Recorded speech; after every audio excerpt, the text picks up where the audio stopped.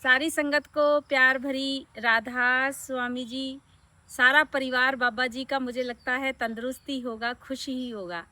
तो आज की जो साखी है, जो आप बीती है, वो मेरे पापा जी के साथ घटित हुई थी। हम सभी सोचते हैं कि पता नहीं बाबा जी चमत्कार करते हैं कि नहीं करते।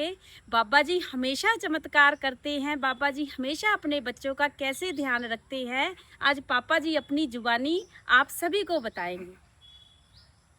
सारी संगत को राधा स्वामी जी। ऐसा है, सुनने में आता है, दुनिया जो बातें करती है कि कोई बोलता है बाबा जी आए थे फलानी जगह पे, हमारी मदद करी, ये करा वो करा। वो सच है, वो बिल्कुल सही है। कुछ लोग बोलते हैं नहीं है, ये बातें ऐसी हैं, गलत हैं। क्यों, मेरे साथ जो घटना हुई वो मैं आपको बता रहा हूँ कि मालिक क्यों नहीं रक्षा करता। वो बाबा जी फरमाते हैं सत्संगों में कि वो अंग संग है आपके, 24 घंटे आपके अंग संग है। हमें वो, हम देख नहीं सकते, हम तो उसको महसूस ही कर सकते हैं अंदर से, प्रेम प्यार। मैं, यहाँ से बरेली है, बरेली से आगे 50 किलोमीटर आगे मेरी सेवा थी। वहाँ पर गया मैं, 9 बजे का सत्संग था। 9 बजे के सत्संग के बाद जब हम वहाँ चाय पानी पिया, वापस आ रहे थे, मैं बरेली से स्कूटर से मैं वापस आ रहा था अपने घर पे। तो ये जो रोड है बरेली से पीलीभीत का, ये मतलब बहुत, इसमें आवाजाही चलती है, साधन बहुत चलते हैं, ट्रैफिक बहुत है। तो मैं जब थोड़ा सा बरेली से बाहर निकला तो आगे कॉलेज पढ़ते हैं, तो कॉलेज में उस टाइम कुछ बच्चों के पेपर थे, तो वो वहाँ थोड़ा रश भी था रोड के ऊपर। तो चलो वो तो मैं आराम से निकल गया अपना स्कूटर लेके। तो जब मैं थोड़ा आगे और आगे बढ़ा तो एक जो जंगली सुअर होता है ना, वो आया इधर से, अंदर कॉलोनी से कहीं से निकल के। मेरे को तो पता नहीं है, मैं तो अपने रोड पे जा रहा हूँ स्कूटर से। उसने क्या करा, उसने सीधा ही आके तो मेरे स्कूटर के अगले टायर में टक्कर मार दी। तो मैंने कहा जी है क्या हुआ, क्या हुआ, मेरी समझ में कुछ नहीं आया। ये है क्या है, ये कौन सा जानवर। पर मेरे को ये दिख रहा है कि ये सुअर है, जो जंगली होता है। उसने वो रोड क्रॉस करके दूसरी तरफ जाना था, पर वो देखते कुछ नहीं है वो सुअर, वो तो ऐसे निकल जाते हैं। वो मेरे अगले टायर में लगा। तो मालिक की देखो इतनी कृपा, इतनी मेहर। उस टाइम पे इतना रोड चलने वाला, उस टाइम ना तो मेरे पीछे था कोई, इतना कोई ट्रैफिक ना आगे ही। तो नहीं तो जैसे मैं, उसने टक्कर मारी, मेरा स्कूटर रोड के ऊपर ऐसे फिसल के उधर चला गया। मैंने चश्मे लगाए थे, पगड़ी बांधी थी, तो मैं रोड के ऊपर गिर गया। जी ऐसा होता ना, पीछे से कोई साधन आता, मेरे ऊपर चढ़ जाना ही उसने। मेरे ऊपर चढ़ता तो समझो कि वो फिर क्या था। सही। पर मालिक ने इतनी रक्षा करी, मैं उसको देख लिया, सब कुछ देखा मैंने कि सुअर टक्कर मारी। ऐसे मैं मोटरसाइकिल से ऊपर गिरा, सीधा सिर मेरा जो था वो लगा रोड पे। पर पगड़ी बांधी थी, मालिक की दया, मेरा चश्मा गिर गया, मोबाइल जेब से गिर गया, पगड़ी उतर गई, स्कूटर रोड के उधर चला गया। गिरा तो मेरे जी, उस टाइम तो मेरे को कोई पता नहीं। मैं 10-12 आदमी थे रोड के ऊपर खड़े, उन्हें दौड़ के आके मेरे को उठा लिया। जैसे उन्हें उठाया तो उठा के मेरे को, स्कूटर भी उन्हें खड़ा करा, उठा के मेरे को बैठा दिया कि सरदार जी आपको बताओ, कोई हेल्प चाहिए, हॉस्पिटल ले चलें, कितनी चोट लगी है। मैंने कहा मेरे को तो कुछ भी नहीं हुआ, अच्छा। मैं तो ठीक ठाक हूँ, मेरे को तो कोई। कहने लगे नहीं, आपका ना खून निकल रहा है। अच्छा। हाँ, तो मैंने देखा तो मेरे पैर में थोड़ा सा खून निकल रहा ही। मैं कहा चलो कोई बात नहीं। कहने लगे नहीं बताओ आप, कोई परेशानी है। तो मैं कहा नहीं, मेरे को परेशानी तो और कोई नहीं है, चलो थोड़ा बहुत अब। तो कहने लगे नहीं तो हम ले चलें आपको। मैं कहा नहीं कोई बात नहीं, अब मैं देखता हूँ। मैं 2 मिनट ही बैठा तो कहने लगे पानी पियोगे। मैं कहा नहीं, मैं पानी पूनी कुछ नहीं पीना। अच्छा। पानी भी नहीं पीना मैंने, कुछ नहीं पीना। तो मैंने कहा मैं घर जाना है। कहने लगे चले जाओगे आप। मैं क्या बिल्कुल चला जाऊंगा, कोई बात नहीं। देखो जी, मैं वहाँ से उठा, थोड़ा मैं अपने शरीर को संभाला, तो स्कूटर को मैं स्टार्ट करा, हो गया, बैठा, अकेला ही था मैं। तो घर पे आया, जब घर पे आया तो मेरा जो पगड़ी थी वो तो उतरी थी, तो मैंने वैसे ही लपेटी थी ऐसे करके। अच्छा। हाँ जी। तो जब घर आया तो इनकी मम्मी उस टाइम थी, तो मेरा लड़का भी सर्विस करता है, वो भी घर पे था। तो वो आया तो मेरे हालात देख के तो कहने लगी कि पापा क्या हुआ है आपको। इनकी मम्मी भी डॉली की कहने लगी क्या हुआ है। मैं आख्या पता नहीं, ऐसे ऐसे रास्ते में एक्सीडेंट हो गया। तो कहने लगी कोई चोट मोट, कहने लगे चोट। मैं क्या चोट तो मेरे को कोई महसूस नहीं हो रही। तो मैं बैठ गया तो 2 घंटे बाद ना मेरे को थोड़ी थोड़ी दर्द होने लगी। तो लड़का कहने लगा हॉस्पिटल चले पापा। मैंने कहा मैं कुछ कहीं नहीं जाना। मैंने कहने लगे दवाई ले लो। मैं कहा मैं ना दवाई लेनी है, कुछ नहीं है। पर 2 घंटे बाद मेरे को थोड़ा महसूस हुआ कि जैसे मेरे को दर्द होने लगी, थोड़ी थोड़ी मेरी जहाँ चोट लगी थी घुटनों। अच्छा।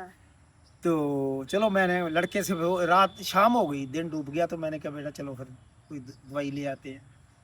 तो मैं फिर थोड़ी तो ट्रीटमेंट थोड़ा करा, गई थोड़ी दवाई। अच्छा।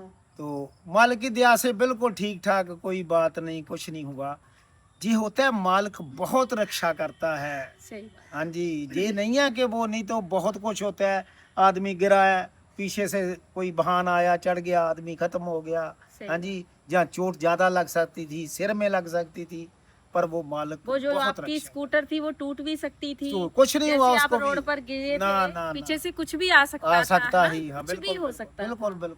स्कूटर को तो कुछ भी नहीं हुआ, देखो। बिल्कुल वैसे का वैसे ही है। सही। मैंने सलम मारा, स्टार्ट हो गया, आराम से घर आ गया।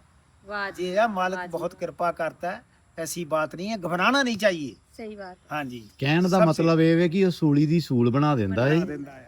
हाँ जी ਉਹਦੀ ਦਇਆ ਮਿਹਰ ਇੰਨੀ ਏ, ਉਹ ਆਪੇ ਸੰਭਾਲ ਕਰ ਲੈਂਦਾ। हाँ जी हाँ जी ਔਰ ਕਈ ਵਾਰ ਐਵੇਂ ਹੁੰਦਾ ਏ ਕਿ ਸਾਨੂੰ ਪਤਾ ਵੀ ਨਹੀਂ ਹੁੰਦਾ ਕਿ ਸਾਡੇ ਉੱਤੇ ਕਿਹੜੇ ਕਸ਼ਟ ਆਉਣ ਵਾਲੇ ਨੇ, हाँ जी हाँ जी, ਤੇ ਮਾਲਕ ਉਹ ਥੋੜਾ ਥੋੜਾ ਕਰਕੇ ਕੱਟ ਦਿੰਦਾ कर देता है। ਇਹਦੇ ਵਿੱਚ ਹੀ। बिल्कुल बिल्कुल। ਤੇ ਉਹਦੇ ਨਾਲ ਪ੍ਰੇਮ ਔਰ ਭਰੋਸੇ ਦੇ ਨਾਲ ਜਿਹੜੇ ਸੇਵਾ ਕਰਦੇ ਨੇ, ਭਜਨ ਸਿਮਰਨ ਕਰਦੇ ਨੇ, ਉਹਦੀ ਯਾਦ ਵਿੱਚ ਰਹਿੰਦੇ ਨੇ, ਸਹੀ। हाँ, ਉਹਨਾਂ ਦੇ ਨਾਲ ਤੇ ਇਹ ਵਾਲੀਆਂ ਆਪ ਬੀਤੀਆਂ ਨੇਤੀ ਹੁੰਦੀਆਂ ਨੇ। ਸਹੀ ਉਹ ਤੇ ਰੋਜ਼ ਹੀ ਬਚਾ ਲੈਂਦਾ ਆ ਕੇ। हाँ जी हाँ जी हाँ जी, बिल्कुल। ਬਹੁਤ ਦਇਆ ਮਿਹਰ ਏ ਉਹਦੀ। ਹਾਂਜੀ ਡੋਲੀ ਜੀ। देखो, जो ये पापा की आप बीती है, ये पापा ने जब एक्सीडेंट हुआ था तो यह सारी घटना हमें बताई। तो मैंने भी पापा से यही बात कही कि पापा और कोई भी बचाने वाला नहीं, हमारा गुरु ही एडा वड्डा है कि वो कदी भी किसी चीज़ दी सट नहीं वजन देंदा, क्योंकि जिसको राखे साइयां मार सके ना कोई। ਤੇ ਜਿੰਨੂੰ ਰੱਖਣ ਵਾਲਾ ਹੀ ਏਡਾ ਵੱਡਾ ਗੁਰੂ ਹੈ, ਉਹਨੂੰ ਕੌਣ ਮਾਰ ਪਾਏਗਾ।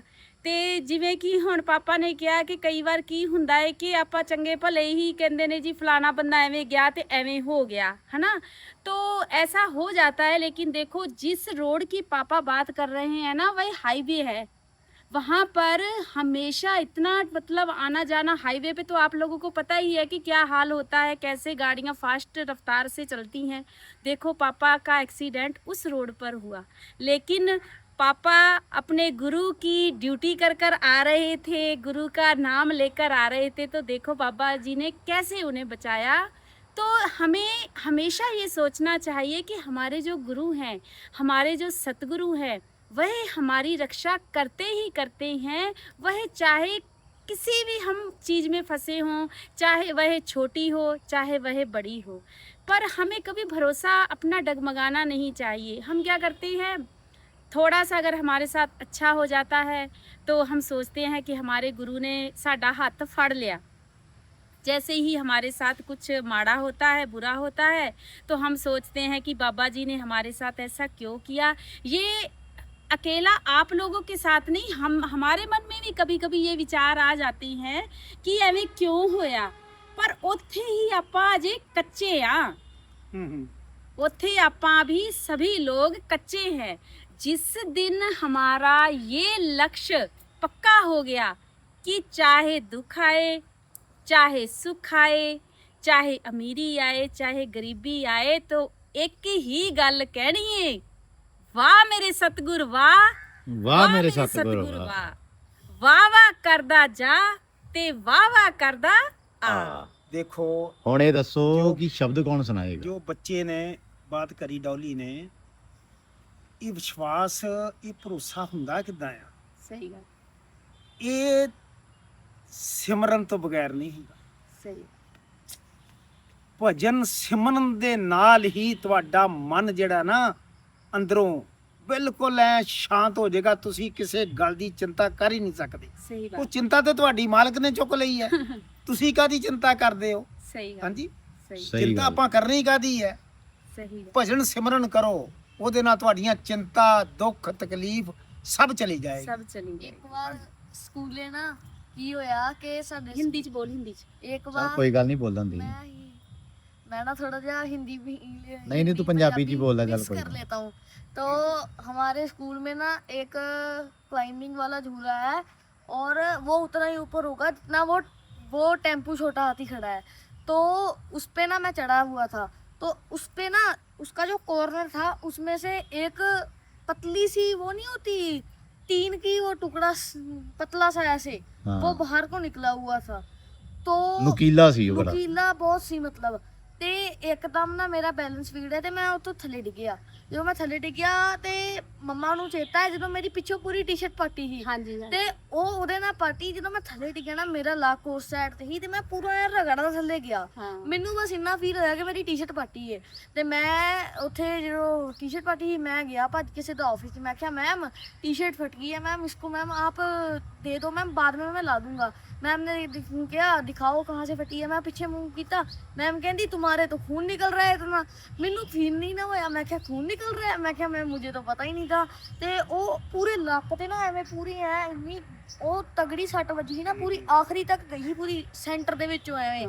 ਪਰ ਮੈਨੂੰ ਫੀਲ ਤੱਕ ਨਹੀਂ ਹੋਇਆ ਕਿ ਮੇਰੇ ਸੱਟ ਵੱਜੀ ਹੈ। ਮੈਨੂੰ ਬਸ ਇੰਨਾ ਪਤਾ ਲੱਗਾ ਟੀ-ਸ਼ਰਟ ਪਾਟ ਗਈ ਹੈ। ਵੇਖ ਲਓ, ਸਹੀ ਗੱਲ ਹੈ, ਉਹ ਮਾਲਕ ਬਚਾਉਂਦਾ ਏ। ਬਿਲਕੁਲ। ਔਰ ਸਹੀ ਗੱਲ ਹੈ, ਉਹ ਜਿੰਨਾ ਨੁਕੀਲਾ ਸੀ, ਜਿੰਨੀ ਇਹਦੇ ਵੱਜੀ ਸੀ ਸੱਟ, ਘਰੇ ਆਇਆ ਸੀ ਜਦੋਂ ਇਹਦੇ ਪੂਰਾ ਇੰਜ ਚੀਰਾ ਲੱਗਾ। ਹਾਂ, ਲੇਕਿਨ- ਰੀੜ ਦੀ ਹੱਡੀ ਦੇ ਨਾਲ ਟੱਚ ਹੋ ਜਾਂਦੀ ਤੇ ਹਾਂ। ਉਹਦੀ ਵੀ ਇੰਜਰੀ ਹੋ ਸਕਦੀ ਸੀ, ਰੀੜ ਦੀ ਹੱਡੀ ਦੀ।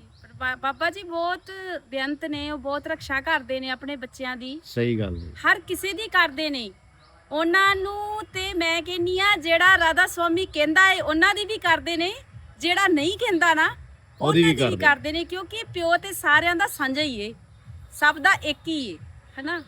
ਤੇ ਉਹ ਅਕਾਲ ਪੁਰਖ ਹੀ ਸਾਰਿਆਂ ਦਾ ਪਿਤਾ ਹੈ। ਹਾਂਜੀ, ਸਹੀ ਗੱਲ ਏ। ਤੇ ਉਹ ਗੁਰੂ ਸਭ ਕੁਝ ਕਰਦੇ ਨੇ। ਇਸ ਕਰਕੇ ਹमेशा हमें अपने गुरु पर भरोसा रखना चाहिए।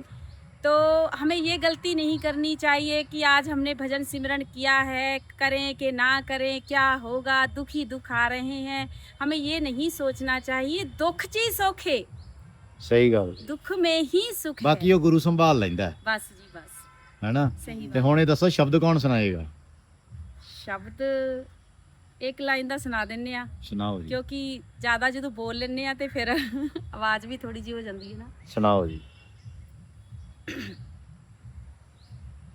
गुरु मोहे अपना रूप दिखाओ,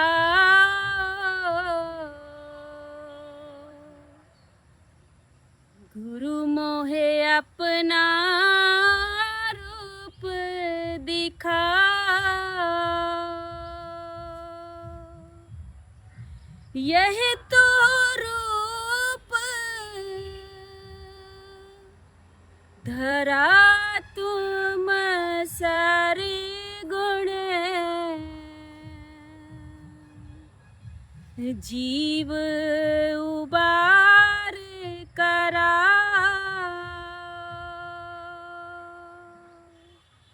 गुरु मोहि अपना रूप दिखाओ, गुरु मोहे अपना रूप दिखाओ। ਵਾਹ ਜੀ ਵਾਹ, ਰਾਧਾ ਸਵਾਮੀ ਜੀ, ਵਾਹ ਮੇਰੇ ਸਤਿਗੁਰ, ਵਾਹ ਜੀ ਵਾਹ ਵਾਹ ਮੇਰੇ ਮੇਰੇ ਸਤਿਗੁਰ, ਸਤਿਗੁਰ, ਵਾਹ।